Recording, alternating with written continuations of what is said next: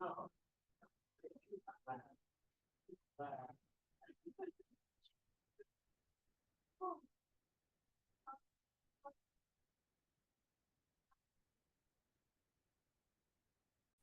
good.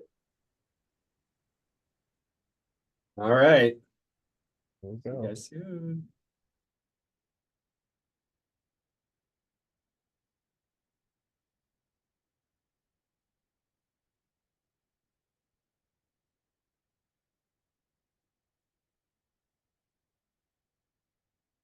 Good afternoon, everyone, and welcome to this meeting on state legislation related to municipal zoning and ADUs.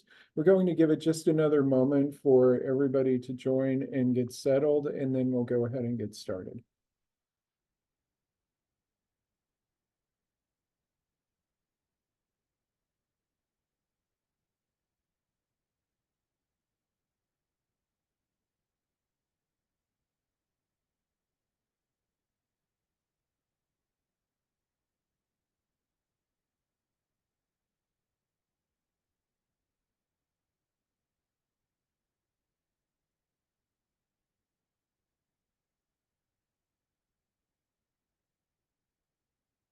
Right, it seems like the entry has slowed down, so let's go ahead and get started. Again, thank you all for joining us. The purpose of today's meeting is to discuss new state legislation related to municipal zoning and ADUs. My name is Carver Struve. I am a principal planner with the City of Tucson Planning and Development Services Department. And I will be taking you through these regulations as they relate to the city this afternoon. I wanted to start the discussion initially with just a couple of group agreements related to this meeting that we will follow as we go forward. First of all, as you're providing feedback, this is a listening session. Please be concise in the feedback that you provide. Also, please allow everyone to speak before speaking again and be respectful of others with different viewpoints. Also, please stay on topic of the ADU legislation. And also, please note that this meeting is going to be recorded. Also, I wanted to note that there will be plenty of time at the end for discussion. I'm sure that many of you have questions. And so please let's work to get through the presentation because there's a lot of material here that may address your questions. And then we can focus on any outstanding questions or comments at the end of the discussion. So I wanted to start with the discussion of the meeting purpose. We're here to review necessary changes to the city's existing ADU or accessory dwelling unit or casita regulations, which are required by a newly adopted state legislation, which is House Bill 2720. As we go through this presentation, we'll be providing context for these changes within the framework of the city's existing ADU standards. We'll be able to share and discuss feedback on the proposed changes and also talk about next steps for the changes as they need to occur at the municipal level. And also at the very end, you'll have the opportunity to complete a comment form. We'll be posting a link into the chat. So if there's anything that you would like to provide in writing or you just simply don't want to say within the meeting, you'll have that opportunity to send it to us via that link as well. And so we're here to talk about some bills at the state or a particular bill that the state legislature passed, which is one of a number of bills that came out of the most recent legislative session.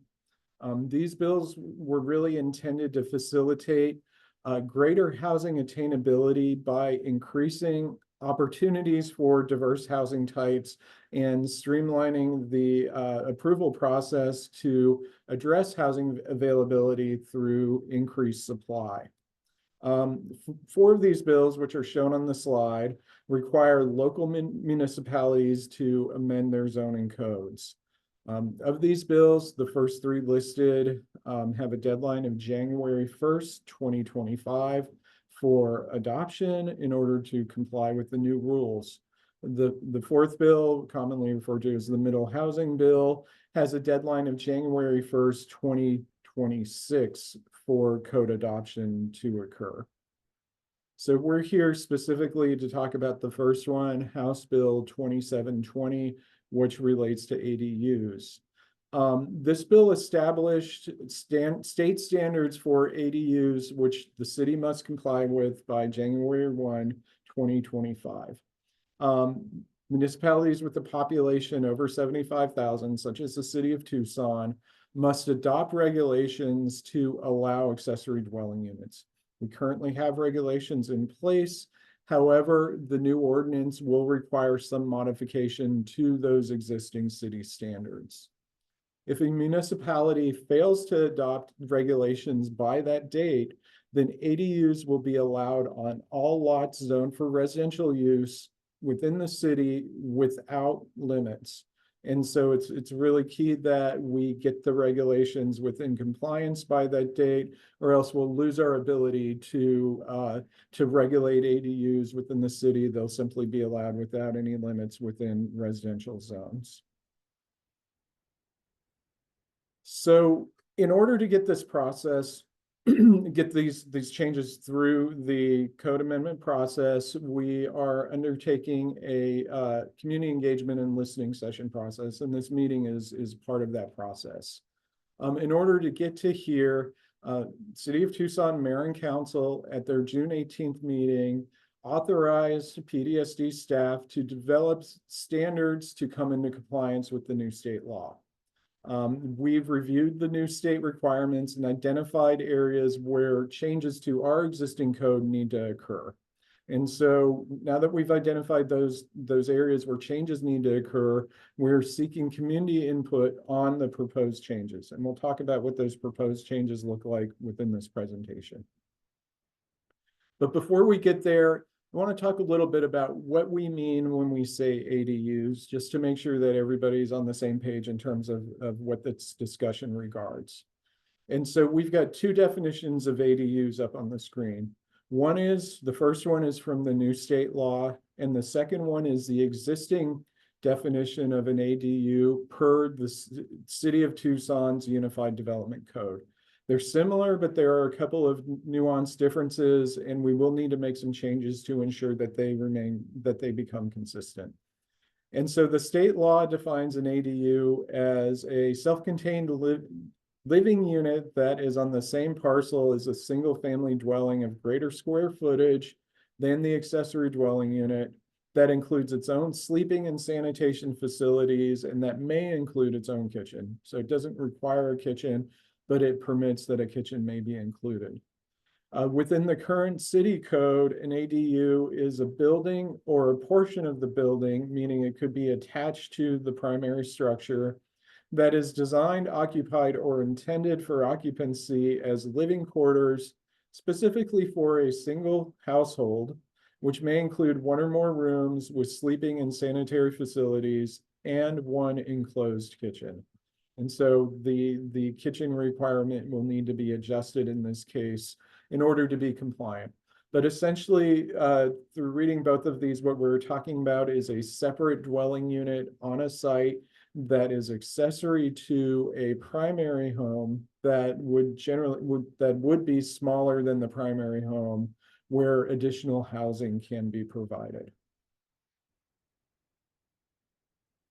So within the city of Tucson, we have had ADU regulations in effect since January 1st of 2022. There was a robust community engagement and outreach process starting in 2020, moving through 2021. So these regulations have been around for several years now. These standards currently permit one ADU that can be built on any residential lot or any lot with 1 to 2 homes. Currently, an ADU can be up to 10% of the lot size with a 1,000 square foot maximum, but there's also a floor of 650 square feet. So all ADUs that are permitted are allowed to be at least that size. Also, currently an ADU can be up to 12 feet in height or up to the height of the primary structure if it is 2 stories. So it could be generally be 24, 25 feet, depending on what that primary structure looks like on that lot. All existing dimensional standards regarding the lot coverage and setbacks within the city's zoning apply to the development of ADUs. And currently an ADU requires 1 parking space, but there's some flexibility with regard to location near transit or a bike boulevard, and you can satisfy that parking requirement generally with off-street parking. Also, the requirements require that a newly constructed ADU have a cool roof in place in order to meet some sustainability requirements as part of the regulations. It should also be noted that all ADUs have to, or that ADUs have to meet all building codes, including accessibility standards required for single-family homes. So when the city initially developed these standards, there was a very robust process for the adoption and community outreach.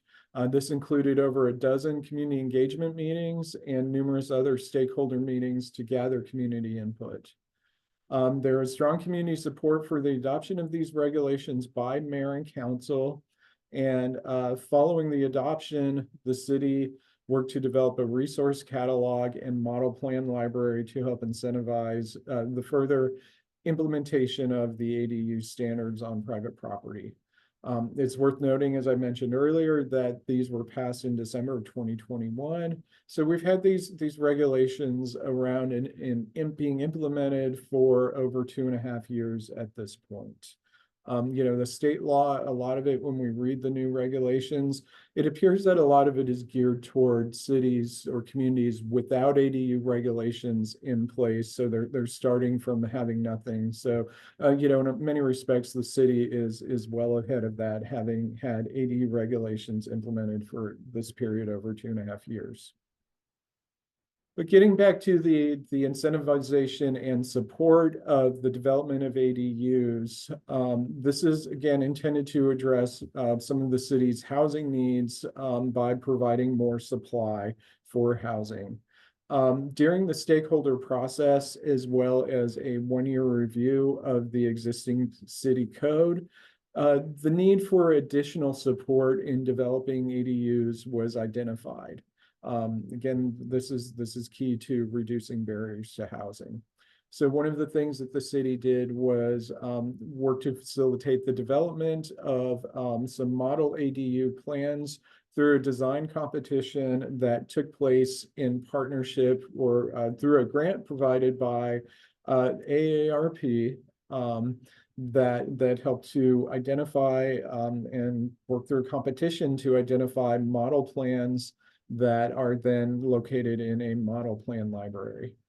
This took place very recently in January of 2024, where designers were solicited to submit ADU plans that were scored by a selection committee on criteria such as universal design, sustainability, and affordability.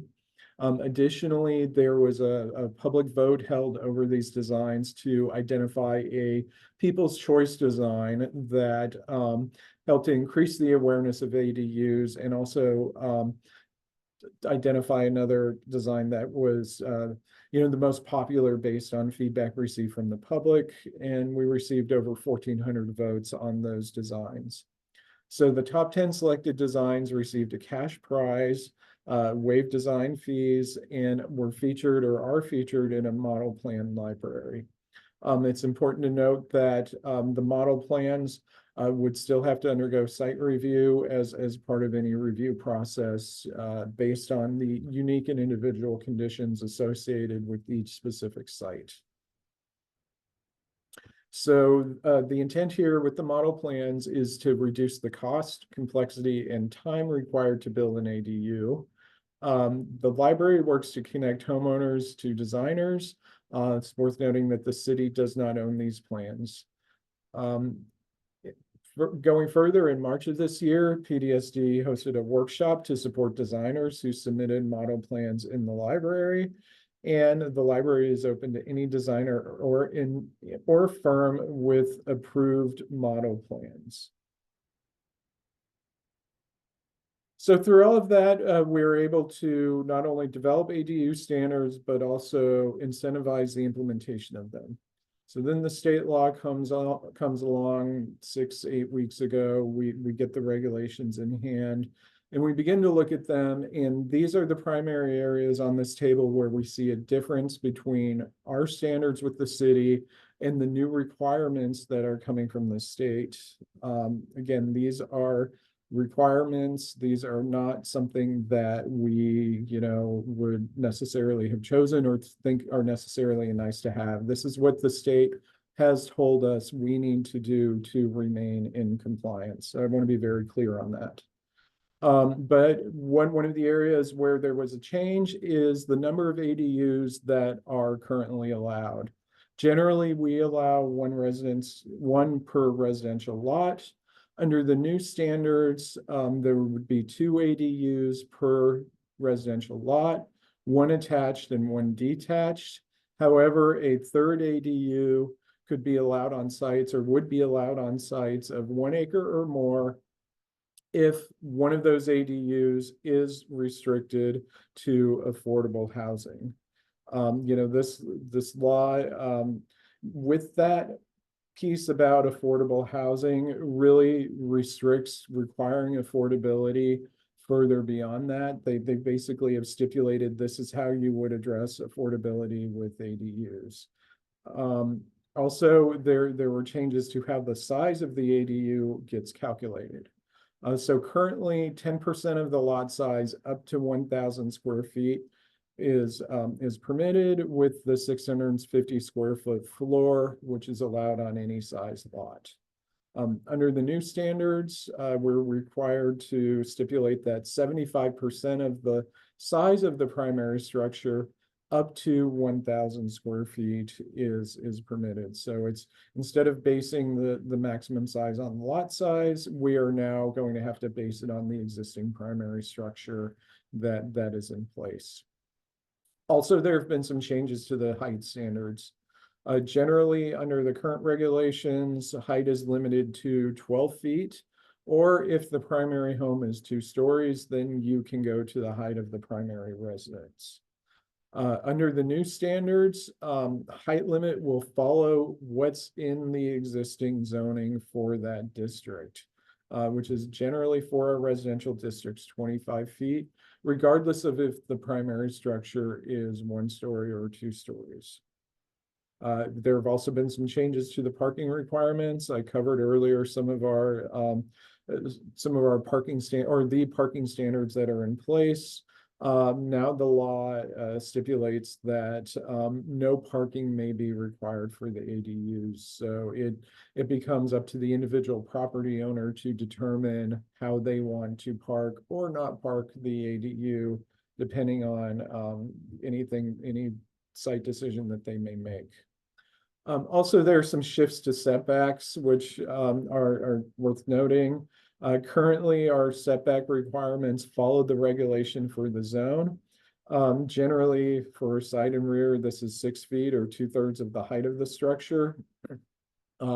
Under the new standards, the setbacks would be for rear and side setbacks. They cannot be more than 5 feet.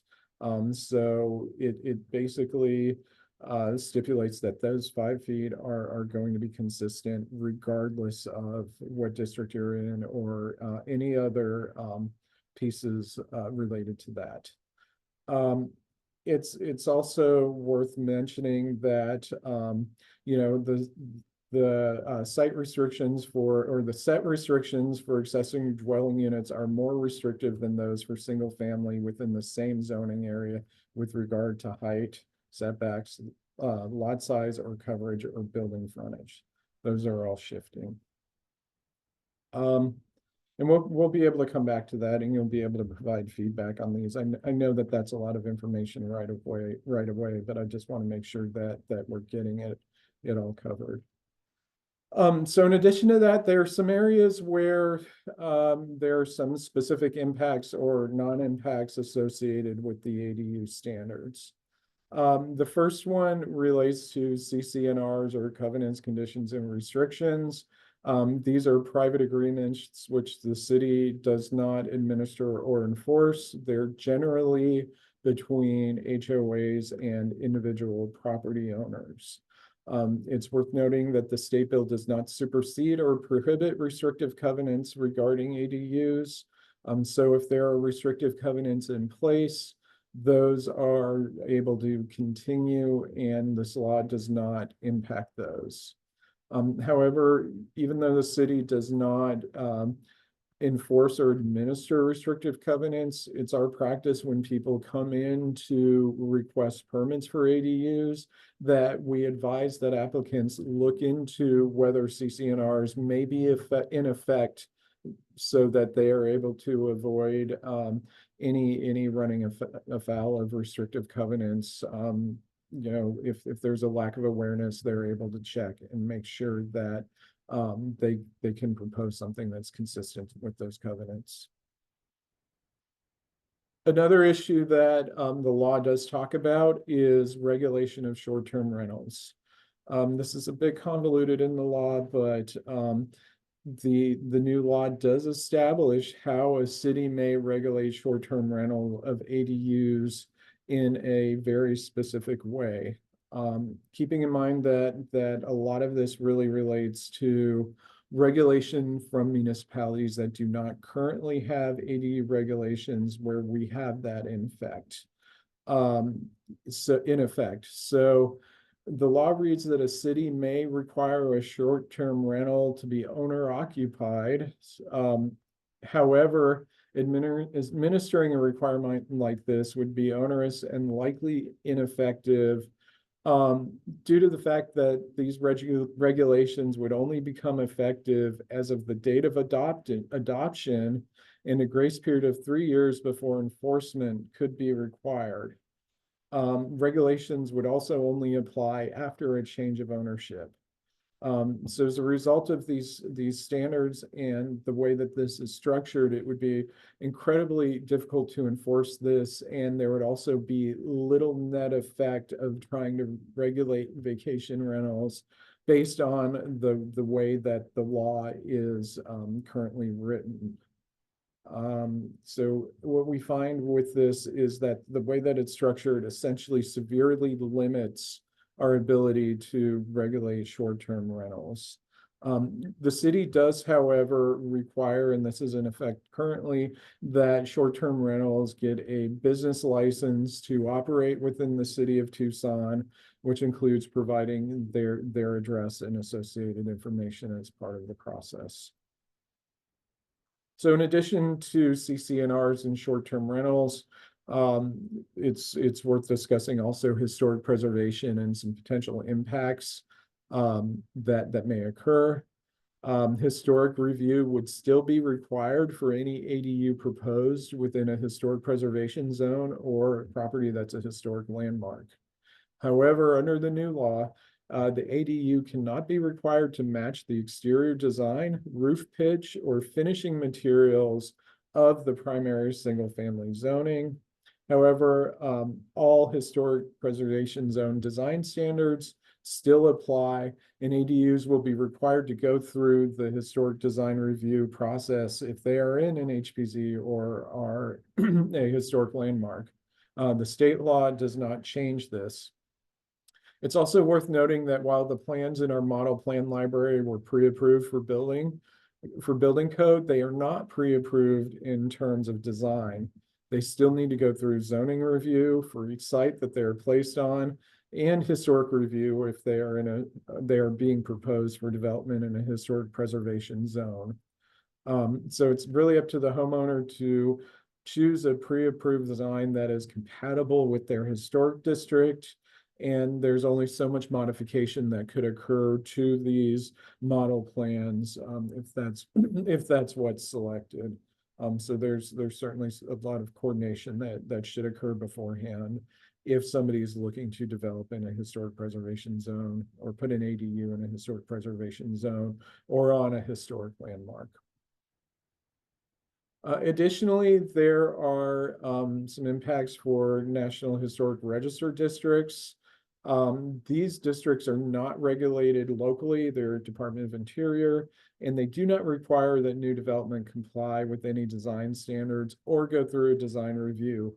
However, homeowners are encouraged to consult with the State Historic Preservation Office to ensure that new development, including an ADU, does not change their contributing status, as there could be tax implications associated with that. So those are the three primary areas where there are some impacts. So based on all of this information, impacts where we're inconsistent with the new law, there are several areas where we're proposing to make code changes. These include, number one, addressing any inconsistencies with the ADU definition, which we've already covered, such as inclusion of a kitchen or not, or requiring a kitchen or not, excuse me. We're also looking at an increase to the maximum number of ADUs per lot. This is something that we would like to discuss as we get into the discussion portion of this engagement. Really, one of the questions is, should a second ADU be limited to an attached ADU to the structure, or could either attached or detached be allowed? Also, we're looking at changing the way that maximum square footage is calculated to align with the state law based on the size of the primary home rather than the size of the lot. And also discussing whether to retain the minimum floor of 650 square foot allowed on any lot, as well as the maximum 1,000 square foot size, which is in the new law. Some other changes are will we discuss the updating to the building height, which would be allowed by zone instead of the primary structure, generally to 25 feet. Changing the building setbacks, removing the parking requirements. And this one, allowing ADUs to be built anywhere on the lot rather than restricted to the rear. So we will be talking about these changes will include permitting front yard ADUs, so the law currently prohibits more restrictive regulations than are currently in place for single family homes, such as front setbacks and building frontage. And so what that translates into in this case is that somebody could construct, provided that the lot is configured appropriately to allow for it, a ADU in the front yard of the house, whereas currently those are only allowed within the rear. And so that's a lot of information, but wanted to now move into the discussion portion, hear what feedback people have on these changes, and any comments or questions that there may be. And so we have one raised hand so far from Lisa Powers. So I'll turn the discussion over to you. Hi, Carver. Thank you. I noticed there is something in what's coming from the state requiring that the third unit be affordable. What internal discussions have you had about that? How do you foresee that being put into place? How is that going to be regulated? All of that. So I think that the affordability relates to 80% of, I'd have to look at the exact language in the law, but it's basically 80% of the income of the area. And so I think that how that would be regulated is that when somebody comes in with a third unit proposed, it's going to be evaluated to ensure that the lot area supports the third ADU. And there will also have to be evaluated for affordability. That's something, though, that we'll also have to look into, is what our process is currently for regulating affordable housing. And I think that it's going to be similar to any affordable units that are created through any other entitlements process. Does the code, is the state giving you any really specific direction on that? Like, is it that it has to be somehow built affordably? Is it that the rent is affordable? Like, how is that defined? Because even reading this when it first came out, that was the one part that I was very confused by, is what they're really asking of someone. Because if someone's trying to use an ADU to help create income for their family, and now you're restricting what they can charge, that seems to kind of defeat the purpose. So I find that this whole portion of it really just confusing. The law, oftentimes there's a lot that needs to be processed and digested here. But I think that in the case of affordability, keep in mind that it's essentially a sort of a bonus ADU where you would be adding a third one to be permitted on the lot. So it's something where I think the intent of the law is to give you some more opportunity for additional density, provided that the unit that you construct is affordable to whoever would be renting the unit. But again, that is subject to further evolution. That's a really valid question and something that we'll look more into. So Okay, Lisa, thank just to clarify on that, so it is defined in the definitions of the bill, where it says restricted affordable dwelling unit means a dwelling unit that either through a deed restriction or a development agreement with the municipality shall be rented to households earning up to 80% of area median income. So it's pretty specific as to what exactly it should be. And again, it's only related to that third unit and only on parcels that are an acre or larger. So that's, yeah. Okay, awesome. Thank you both. Basically, what this means is we would be looking for a deed restriction when that third unit is proposed on a site of an acre or more. And that would be basically a permanent deed restriction on the site. I didn't miss the part about the acre or more, so that's really helpful. Thank you. Thank you. All right, Bill DuPont, you have your hand up next.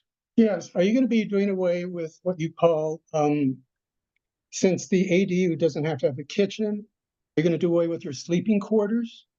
Because that is defined as something that's just a sleeping in a bedroom.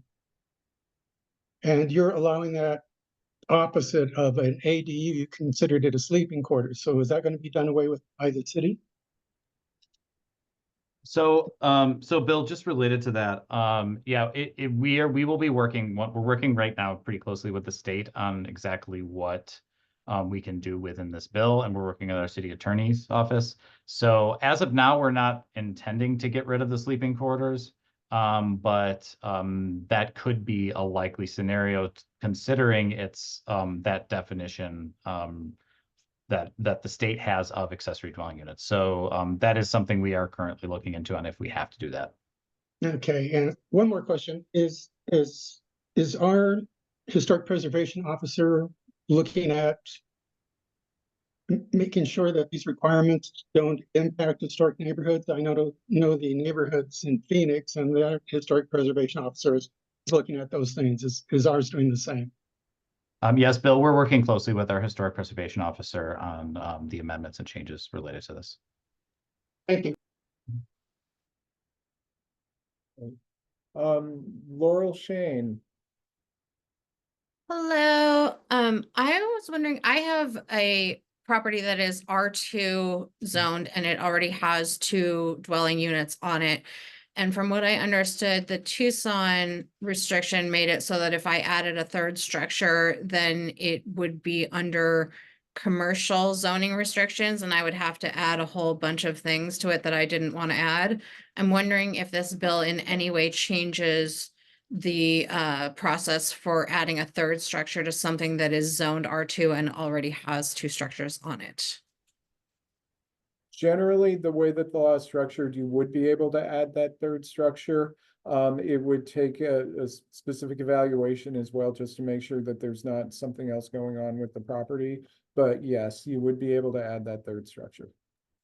And would it get rid of the obligation to follow commercial zoning and having to do parking and sidewalks and all of that landscaping stuff? So Laurel, I will say this, in the actual bill, it says that you can't have have any sort of commercial building codes. It doesn't talk about commercial zoning codes. However, it also is removing those requirements for parking. So parking is one of the biggest things that actually becomes an issue when you go into the commercial requirements. So between that and we made a few changes kind of last year related to, 2 to 5 units. We haven't changed the requirement for the development package, but it should help with some of those requirements related to the commercial code. So it doesn't get rid of them, but it gets rid of pieces of them that would be the most onerous? That's correct, yeah. Okay, thank you. Right, Peter Williams. Hey, Carver. Thanks for the presentation. Very helpful. There's a couple of things that I'm still a little puzzled with. Probably the first one is is ownership hardwired into the definition of an ADU? In other words, could someone build an ADU and then somehow sell that separately, or is the lot still fixed? Generally, the lot would still be fixed because under the definition of an ADU, it is a accessory use to the primary residence or structure that's on that lot. So by the way that it's set up, it would still require that they be on the same lot. And under the same ownership, even if Correct. you end up with at maximum four dwellings. Okay, so because part of my concern is that some of the definitions, it seems, for R1 itself are potentially undermined by some of the language in the law where it restricts the city from some of the ADU guidance or code that is currently in place. There's consistency right now between R1 and the ADU language. There appears to be inconsistency between the new state language and current R1. Does this potentially require a change at the level of R1 to redefine some of those current constraints or descriptions? Which types of inconsistencies are coming to mind? Is it relating to some of the areas covered in the presentation, or are there other inconsistencies? There's actually some other ones, but I haven't had time to fully digest those because this is all moving so fast. Yeah. But if I look at the definition of what is basically allowed in R1, and I crosswalk that to what would not be allowed to be controlled by the city, because that's really what this law is. This is saying that the city can't do certain things, right? Yeah. So it sounds to me, if I do that crosswalk, that some of the current, call them constraints to R1, would not be allowed. Am I overreading that? I mean, it really seems like this law undoes some pretty important elements of R1. It's entirely possible. We haven't crosswalked everything yet as well. Like it's moving so fast. But if we do identify some areas, we are going to have to make those changes because this is prescriptive from the state. And so there's not a want to, there's a have to associated with this. So there might be some areas where that may occur, possibly. Is there the potential to challenge this law? As I mean, it really seems like it breaks some kind of established relationships between citizens in the city and ADUs, etc. I think that's. I'm just curious. Is there? Yeah. I'm not aware of anything yet, but that is definitely above me, those types of decisions. But understood. I mean, I would say to that, let your state representatives know how you feel about this type of legislation. Understood. Thank you, guys. Thank you. Okay, Laurel Shane. I don't have anything else. Sorry, I just left my hand. I'm sorry. Yes, it thank down. you. Valerie Lane. Hi, I'd like to, for a second, the DDO process again, because I think it's really important.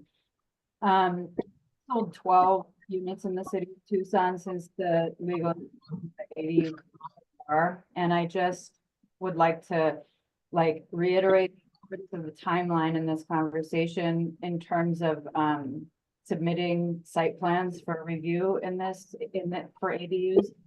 Our first two were reviewed and returned in less than 14 days.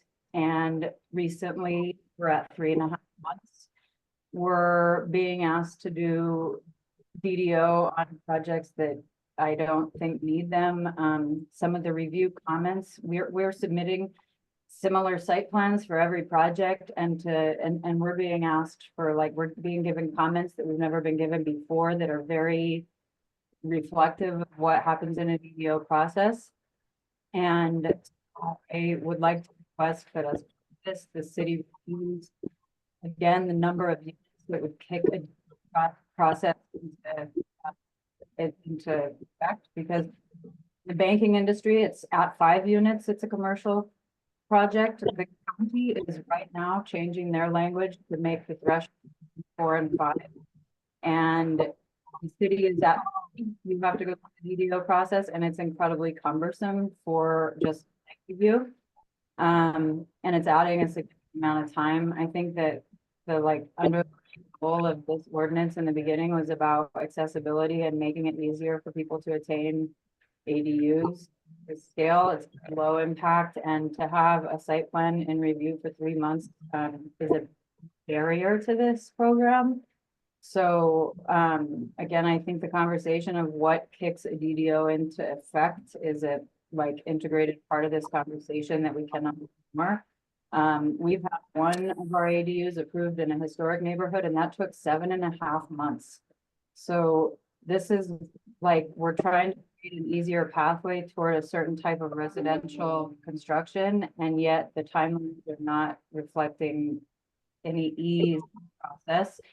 And again, it's becoming more as we work with homeowners and the public, it is becoming, this is a barrier to access.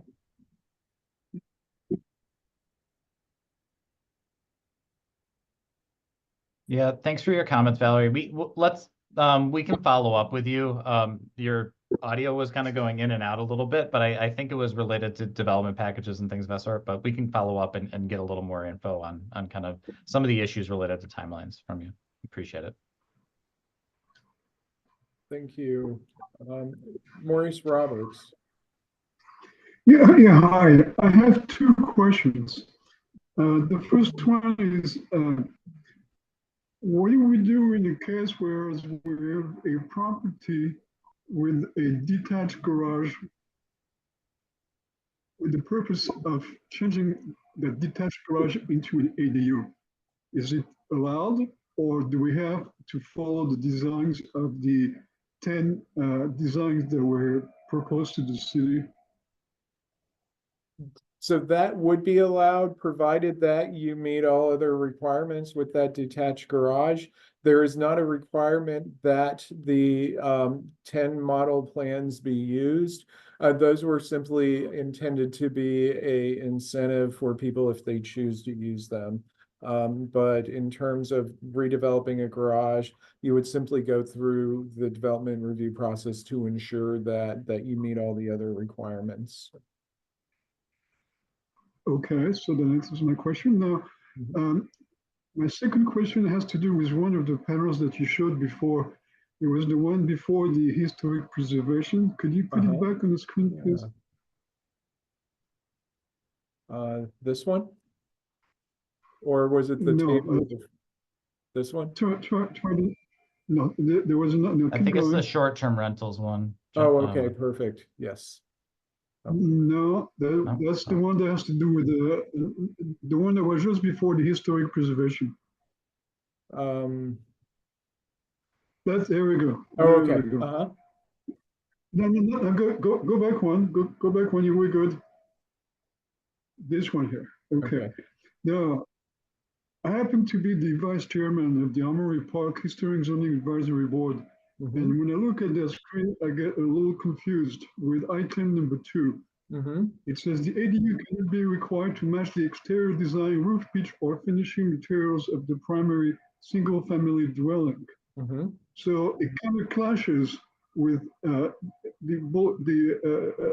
first parts where it says historic review will still be required for any ADU proposed within the historic preservation zone. So it's that whole screen is very confusing. So what this is saying is that the historic review process would still be required for any ADU in a historic zone. However, through that process, the city will no longer be able to require that the ADU match the exterior design, roof pitch, or finishing materials of the primary dwelling. That doesn't mean that the review cannot address certain requirements through the historic review. It just means that the specific requirements of matching the exterior design, roof pitch, and finishing materials can no longer be required.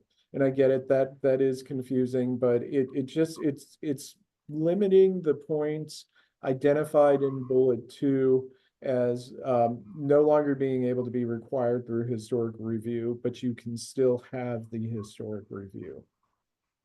Yeah, I think So- basically what it's saying here is that we can still do the HPZ review. We can look at all the design guidelines, but in those specific areas, it may be limited. Yeah, I think Amanda, I think you're right. I think it's all other, but Yeah, I Sorry. mean, just to clarify, one thing is that I think it's actually pretty consistent because in historic review, we never want to create a replica, right? Like we don't want usually that's one of the things we're looking for is we don't want to replicate an existing building. And that's basically what the state law is saying. You don't want your ADU to be like the mini-me version of the primary home, which some cities had regulations like that, had to use the same finishes, roof pitch, et cetera. So this basically means match generally be compatible with the district, but not necessarily the primary structure. Does that make sense? It does, but at the same token, I think it opens up the door for any developer, any homeowner wanting to put up a totally different style, ADU on its property in a historic preservation zone. I think it still is very confusing at this point. What you're telling me is that at this point in time, the city will kind of back off, okay, in its requirements of restricting, exterior design, roof pitching, finishing material in historic preservation zones, and it leaves that particular issue to the advisory board. We all know that the advisory board are just that, just an advisory board. So it in the end, it leaves it up to the city to decide what they want to do. And that, I think, is an issue. It So no you would longer still be preserves looking the- at design precedents in the district and would need to make sure the accessory dwelling unit reflects some of the design characteristics of the district, if that makes sense. So that's still in the purview of the advisory board. I mean, I agree with you, Karen, when you mentioned that, you don't want to duplicate something because all of a sudden you're creating a Disneyland. So I'm Right. with you 100%. Okay. On the other hand, okay, if you're going to come up with something, totally, foreign, okay, to the existing contributing structures in that particular area, I don't think it's a good move. Especially if the city decides, to kind of back away, okay, from an enforcement role at the end, Just a thought. Yeah, all the same standards would apply in terms of needing to reference characteristics of the district. Mhm. Right. That was it. Thank you. All right, thank you. Next hand up is Christine McGoffin.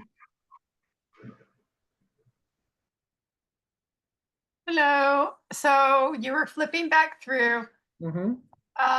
My question is that you cannot do more than one ADU unless you have more than an acre. You can do 2 ADUs with less than an acre, so a total of 3 structures, the primary residence and 2 additional ADUs. Whereas under our current standards, you could just do 1 additional ADU. So there is an increase in what can be constructed. Okay, so two might be possible, but one has to be attached and one detached, because there was one slide where you were going to look at the possibility of Yes. having some flexibility there. Yes. And so that is one of the things that we want to get feedback from this group of people on, because there is some flexibility that we can exercise here, whether people feel that it's important that one of the additional ADUs be attached, or does it make more sense to allow 2 detached ADUs, or, you know, and allow the homeowner to decide on that second one if it's attached or not attached. Well, I would just like to make a comment to Mhm. that, and because I notice that some people are still looking at wanting to maintain certain restrictions, and Mhm. I would like to just, I'm on the side of having more accessibility and more flexibility for the homeowners. There's some of us that are looking at this from a difficult situation. In other words, limited finances, limited resources, limited accessibility. And we as families would like more flexibility and less limitations. Mhm.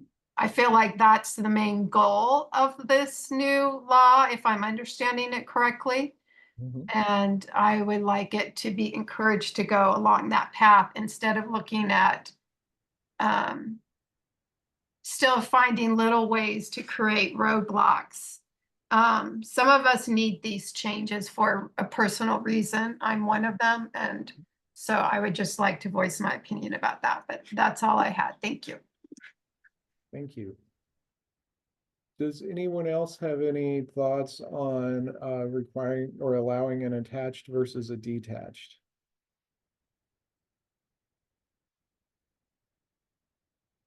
Hey, Lisa.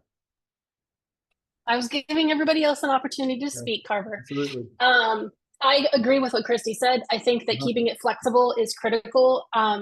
The lots that Valerie and I have worked on thus far for our urban infill project, and I know some of the ones that Amanda has worked on, have all been in existing structures on an existing property. And it's very hard to predict what will work in those situations. So continuing to allow flexibility so that people can build what makes the most sense for their lot is allowing people to do what they need to do. If you get too restrictive, and like Christy said, then you're putting up barriers, then it kind of defeats the purpose of the law. And because every existing lot is a little bit different, you don't know if it makes the most sense to do it detached or not detached. Mhm. So I think it should be flexible. Great, thank you. Peter Williams. Yeah, on the question of detached and attached, it seems that one of the first two should be attached. So you're not ending up with, if you build a detached one and then put a second one, maybe the second one should be attached.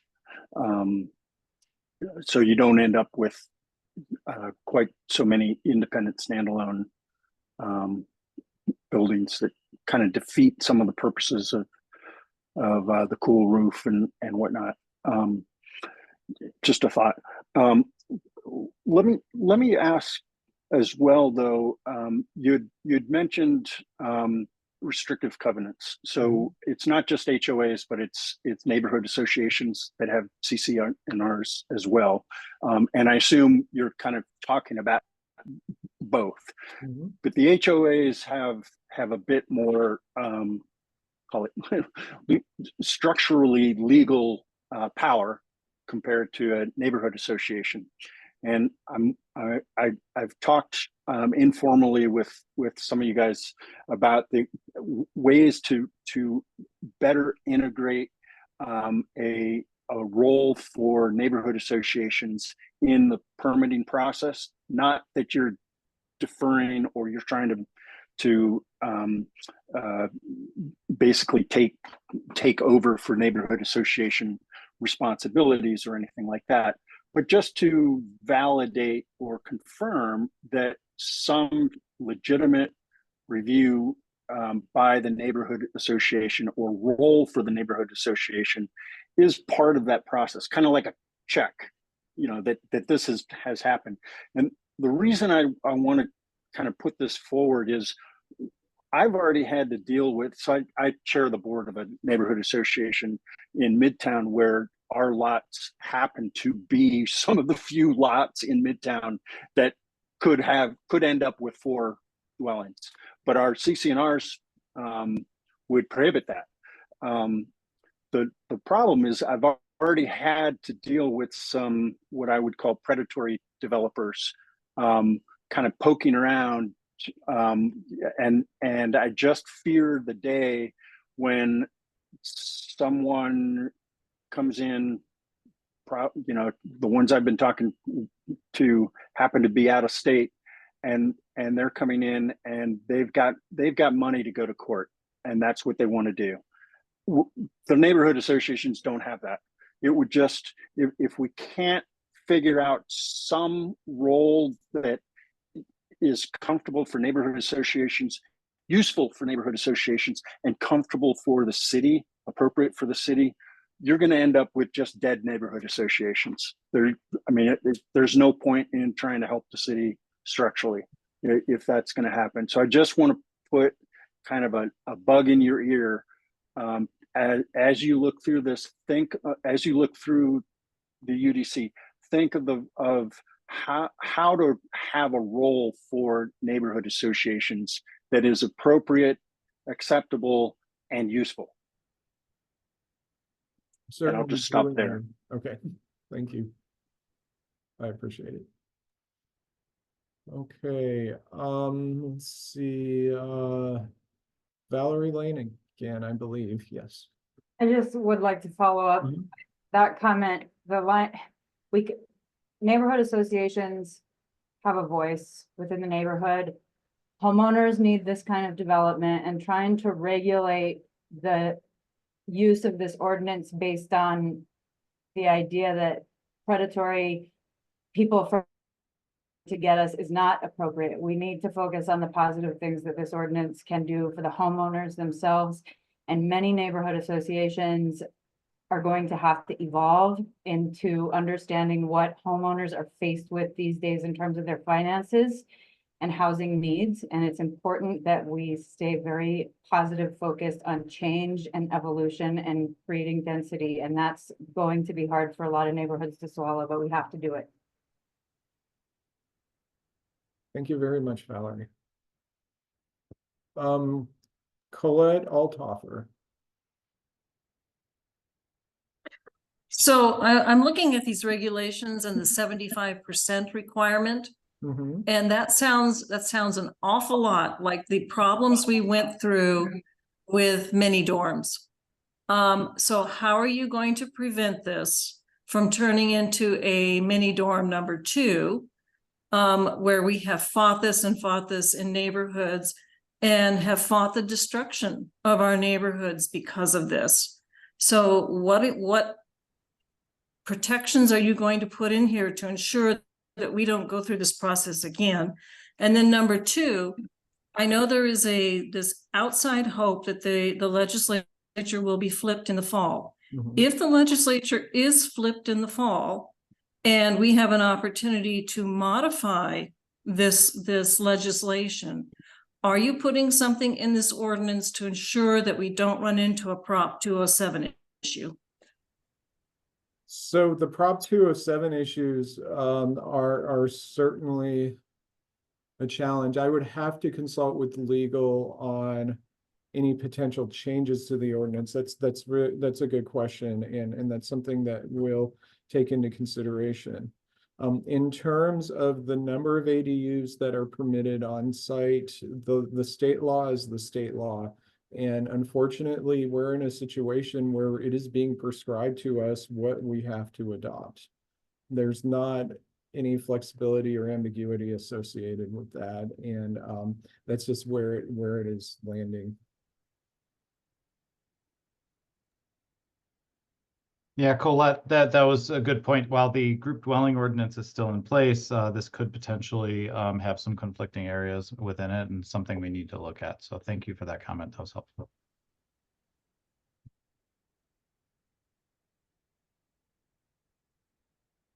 Okay, I'm just showing Valerie Lane. Did you have an additional comment? Yeah, I just want to reiterate again that we cannot regulate the type of people who do this kind of development.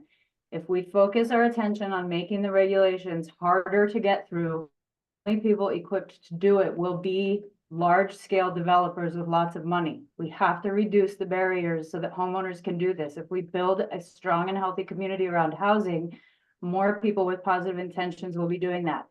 Multi-generational housing and mini dorms look exactly the same on paper. When you look at a floor plan for multi-generational housing, there is no difference between what a mini dorm looks like. There is no way to regulate that through an ordinance like this. All it does is create horrible loopholes that nobody can get through except people with tons of money. The conversation has to stay about what we are doing to help our community with this ordinance, and it has to be flexible and easy to use. All right, thank you, Valerie. And Colette. So I'm going to respectfully disagree because unless you've lived in a neighborhood where you've had to fight and you've had to deal with inappropriate student behavior, it doesn't matter what the thing looks like. It really matters what happens within that unit. And it's really important that when we design it with that in mind, that what goes on in the unit has a greater impact on the neighborhood than necessarily the design of the unit. So please do not dismiss or marginalize our concerns, because we've had to deal with this for years and we're just tired of having to deal with it. Then you should go to a different neighborhood. There is a huge university right down the street from your neighborhood. I live in one myself, and I understand that the 20-year-olds and they get into mayhem and it's a thing, and you don't like to have that thing happening next door to you, but that is the reality of living in a city with a major university. And again, if you limit the way that we develop those kinds of housing, you're putting a limitation on everybody, including the people who are trying to do a good job for the neighborhoods. Thanks, Valerie. Thanks, Colette. I understand everyone has different perspectives on this and what our community needs and how to make our community better. That's why we're having this forum, to hear all the perspectives. So thank you both for sharing. And we know every neighborhood has different needs and everyone has different experiences based on their neighborhood, their living situations, etc. So thank you all for bringing that to the table. Christy, you have your hand up as well. Yeah, it's just the comment with that discussion. In my situation, I'm 61. I'm not a university student. So again, I'm looking for accessibility and less barriers. Thank you. Thank you. Bill DuPont. Yeah, I'm just reading some of the comments, and I think people need to understand the difference between an HPZ and a federal historic neighborhood, because there seems to be some confusion as to what that is. A federal historic district can lose its tax credit if many homes are taken out of that district. The whole district loses the federal listing. So that will also impact those in low income who have a federal historic, which reduces their cost of taxes. So there's another thing you have to look at, is the possibility of increased tax due to attaching an ADU to the front of the house. That's one of the requirements of a federal historic district, is that the street view remains the same as when it was built. That's it. Thank you. I appreciate that point. Does anybody else have any comments? So let's move on to one additional point where there may be some flexibility, which is the question of the minimum of 600 square feet for an ADU as allowed on any lot. Are people comfortable with that floor remaining as it is at 650 square feet, or are there any thoughts on any potential changes or alterations to that?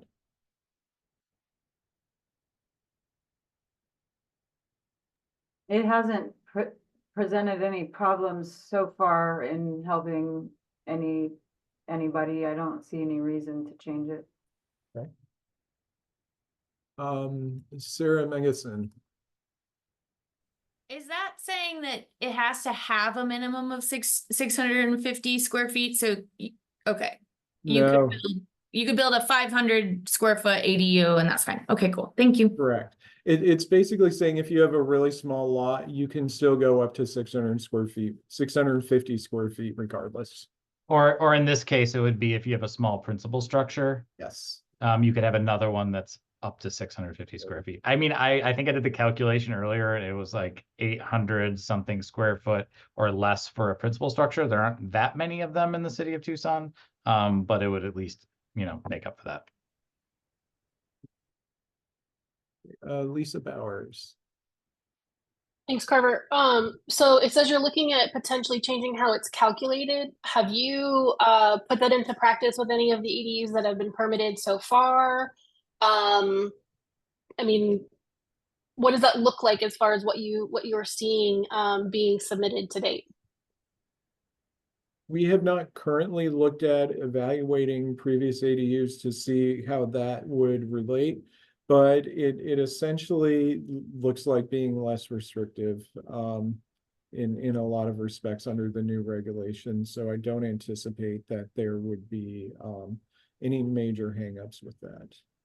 Less restrictive is great. So thank you. Okay. Cool. Thank you. Yes, Maurice Roberts. You're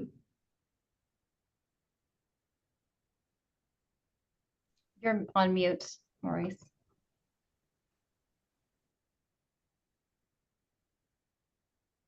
Mr. Roberts, I believe you're muted.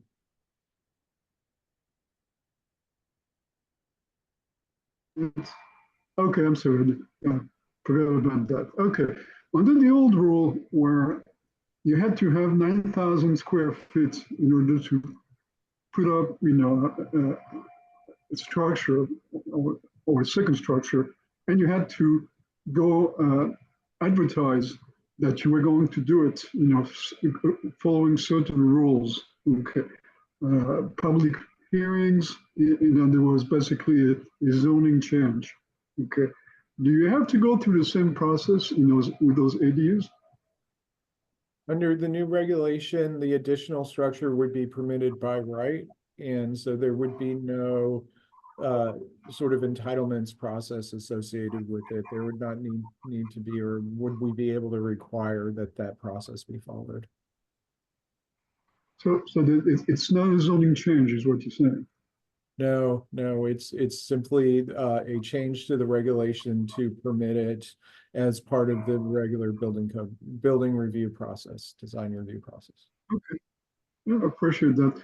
And I just wanted to mention to the gentleman from the Midtown Homeowner Association that I also belong to the Armory Park Neighborhood Association, of which I am also the vice president. And if you have to take somebody to court,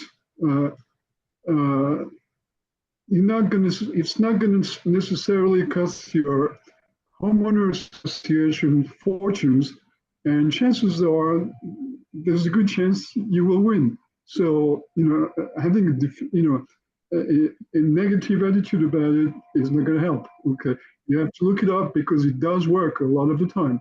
We've been very successful in Armory Park Neighborhood Association and Armory Park Historic Advisory Board in challenging certain issues over the years, and it's worked out for the best as a whole. I just wanted to let you know there is hope out there. That's all.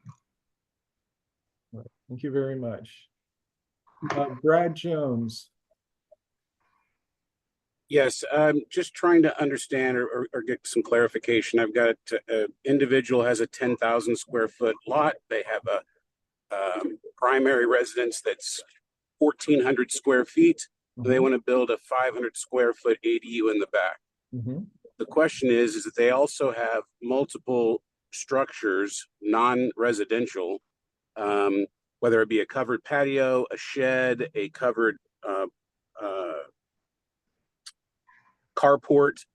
Do any of those additional structures prevent them from being able to move forward with building a 500 square foot ADU? Not without evaluating it per that specific site in general, no. The accessory structures, the non-residential accessory structures do not play into the permitted ADU on the site. They Perfect, would thank come you. into play in terms of lot coverage. So the maximum lot coverage would be unchanged by what we're proposing and by the state law. So you are limited in most zones to 70% lot coverage. So those other structures, sheds, accessory structures, carports, et cetera, do play into that lot coverage. So there's a lot of factors that do need to be taken into account and calculated when looking at the ADU. But they wouldn't go into restricting the maximum size of the ADU per this aspect of the regulation. Makes sense. Thank you very much. Any other questions, comments, or feedback?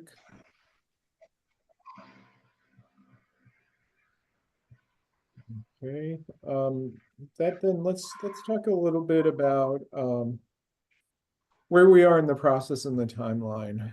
So right now we're in July 2024. We're doing our stakeholder outreach and public meetings. This is the first of 2 meetings.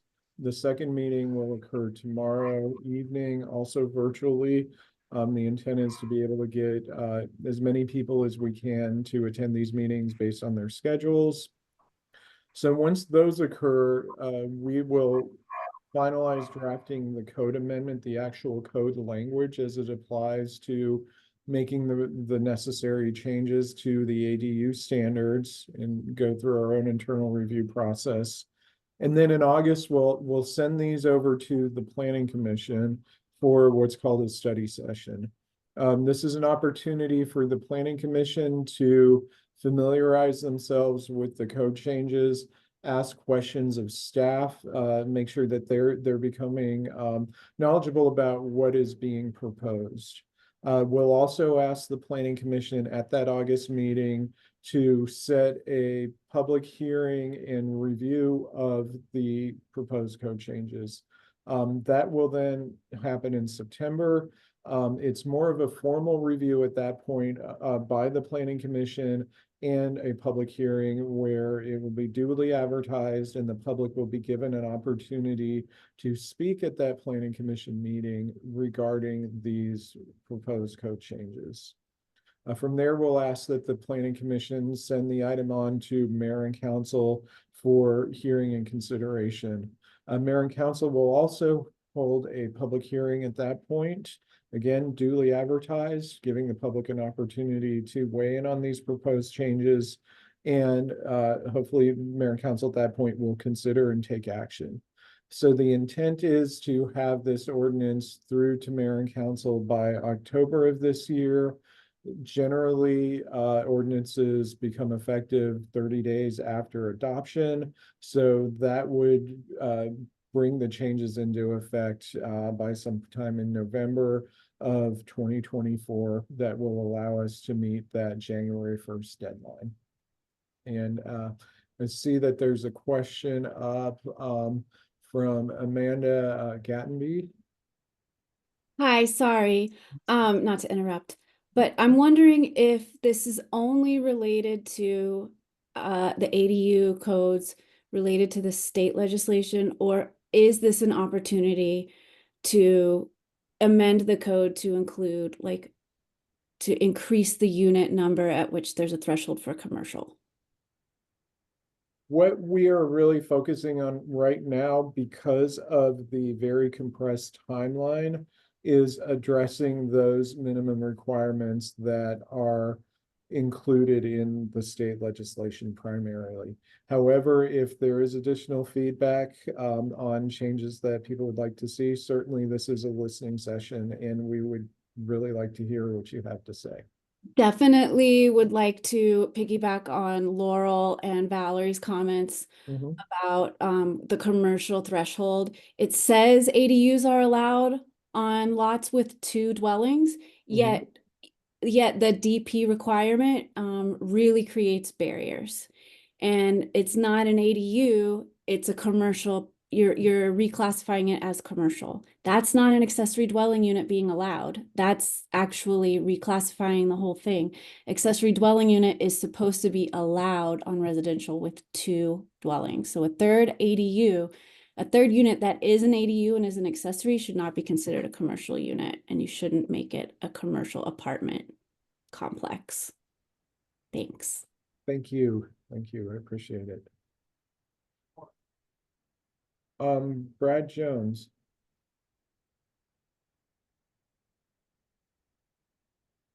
If you would raise your hand again, or okay, Lisa. Thanks, Carver. I think you didn't take it down from before. Are you open to a separate conversation about what Amanda's talking about and what Valerie discussed? And I talked to Corin about this last week, because I think it is a rather important conversation in how we move forward and really promoting everything that you guys have done and making things more flexible. So if you guys are open to another conversation about what that threshold is and what it looks like and some examples, Valerie and I have a couple that we could bring to the table. One of the things that I would suggest is that you provide a written comment regarding that. We've got a link up which will be posted to the chat very shortly if it hasn't been already, and we can begin to review that based on that written comment. Thank you. Thank you. Brad Jones.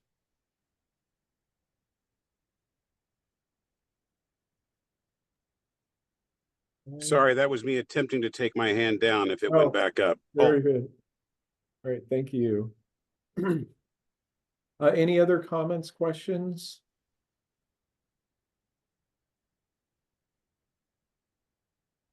Okay, oh yes, Maurice Roberts. Yeah, what is the middle housing bill? So that's something I'll get to in just a second. So one of the things before we get to that is just to note that if you want to provide any comments in writing, if there's something that you weren't comfortable saying within the open meeting, or if there's something that, you know, hits you later this evening that there's a point, oh, I wish I made that point, please take down the link that's in the chat and you can provide that information to us at a later time, so that we can just continue to gather information on your feedback. It's important that we receive that. So please provide that information. Also noting there is one required field to submit, which is your comments. However, it's optional if you want to provide your name, any organization that you represent, and your email. Please feel free to do so, but it's not mandatory that that be provided. In terms of the middle housing bill, that was the bill that I noted at the beginning of the presentation. It's one of the 4 bills that were adopted by the state legislature. It's sort of the most complex set of changes that we are going to need to make. Therefore, it doesn't have to be adopted until January 1st of 2026. And the idea here is, oh, go on, Dan. Oh, I thought, no, the idea here is to look at ways to permit additional housing through the development of some higher density residential and some other areas, duplexes, triplexes, those sorts of things, and some standards that would be associated with that. Oh, geez. Are you kidding?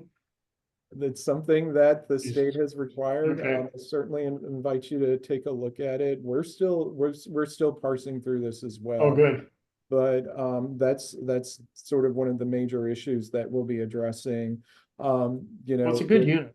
it's something that we'll be taking a look at, and there will be an additional listening session scheduled for that either later this year or early next year. We're still, like I said, working on that one, but I just wanted to note this in here because I know that there's going to be a lot of feedback on that. So the request is that for this particular set of feedback that we keep it focused on the ADUs. But if you're interested in what the bill says, it's House Bill 2721. Feel free to Google it and start becoming familiar with what that contains.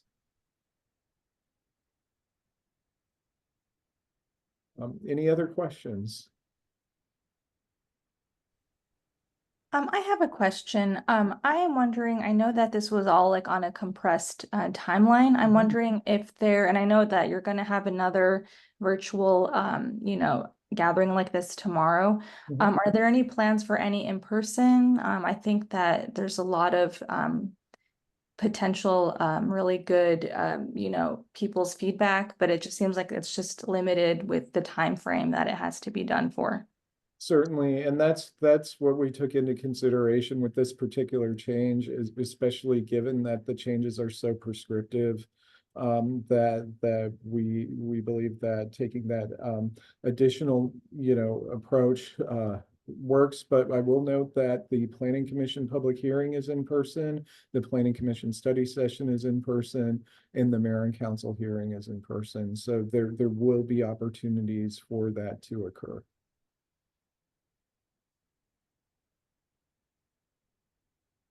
Any other questions or comments? Peter Williams. Just real briefly, am I right that what you'll be coming up with in August is really just sort of draft modifications, right? And then it's got to go through the other 3 or 4 different steps. Is that right? That is correct. So you'll be putting forward sort of your best take on what you've heard from discussions like this and your legwork and all of that to say this looks like a way forward, and then there are these other review steps in the process, correct? That's absolutely correct. So the Planning Commission will be reviewing and providing their input twice. There will be 2 public hearings. Mayor and Council obviously is ultimately going to vote on it, and they can make adjustments as well. So what we come up with for bringing to the Planning Commission is our best recommendation.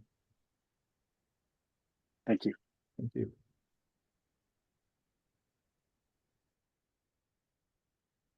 Any other questions or comments?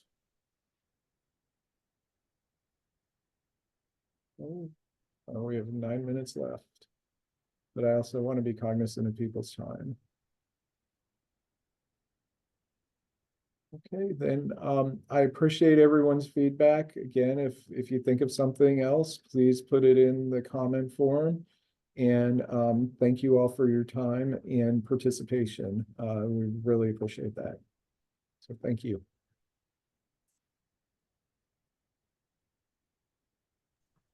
Thanks, everyone. Great. Thanks, everyone. Appreciate it. Thank you very much. Good information. Thank you.